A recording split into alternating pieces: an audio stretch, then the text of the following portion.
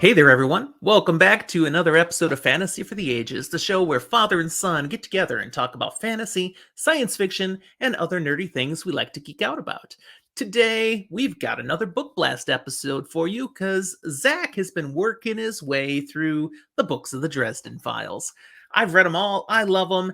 He's got a interesting, perhaps, relationship with them that we might hear about today as we focus on Book 6, Blood Rites. Zach, what are your thoughts on this book? Okay, so confession, I've been reading these every other book, basically, interspersed. They've been planned in my TBR that way. After reading this book, I've changed that. I'm reading a couple of other books, and I'll get to the Dresden Files, and it's going to be a little bit for the next one. This That's one was a painful. letdown. This one hurt. It took me a little while. It's not that long of a book. Because, to be blunt, through a number of sections of it, I got bored.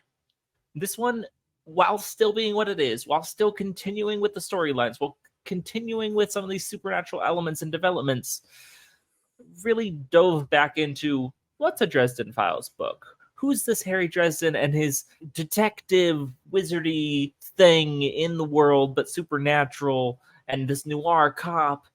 And in many ways, regressed for me. It went back in how the narrative was told. It went back in who Harry is, and it went back in its portrayal of women. Well, I mean, come on. The backdrop is an adult film industry movie set. And yet, even with that, within that setting, it felt disrespectful.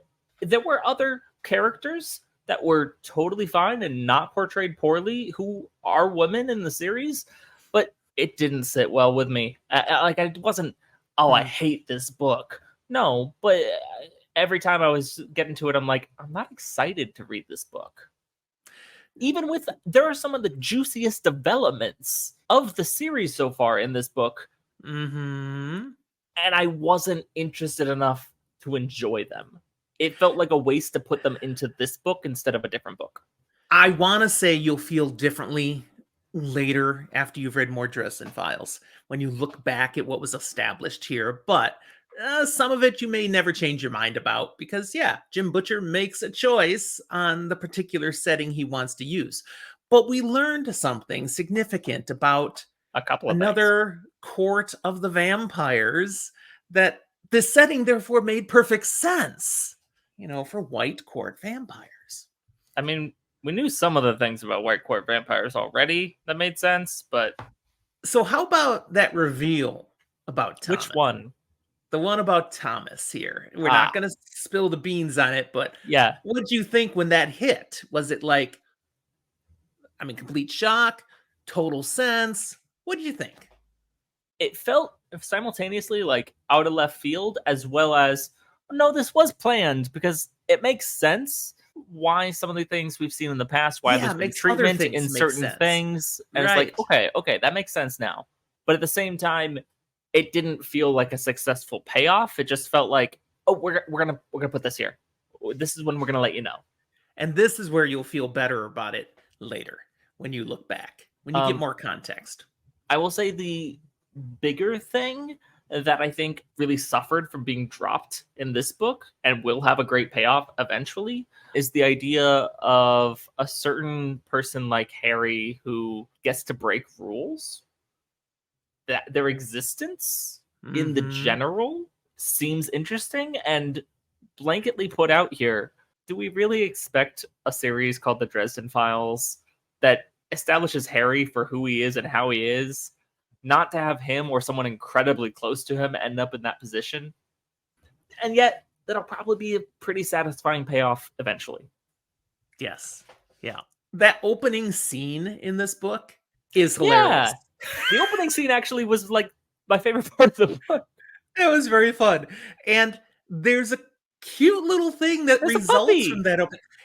Harry's got a dog now. There's a puppy. Yeah. And this puppy is going to come back. I love this puppy. This puppy's great. This puppy's going to be significant. Even if it's like just background significant of vibes. Okay. It matters. I mean, I'm going to spoil a little bit here just about puppy. Because puppy. Okay. A puppy that is a guardian of a place of mystical importance. And it's There like, might yeah, be it was lost and it's something. there. The fact that it just lives at Harry's place now, and not to mention, puppy with super inhumanly fast reflexes, bit off things.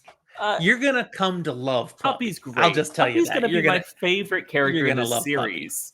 Now, did Puppy get name in this book? I Or think is at it the next? end, but I don't remember.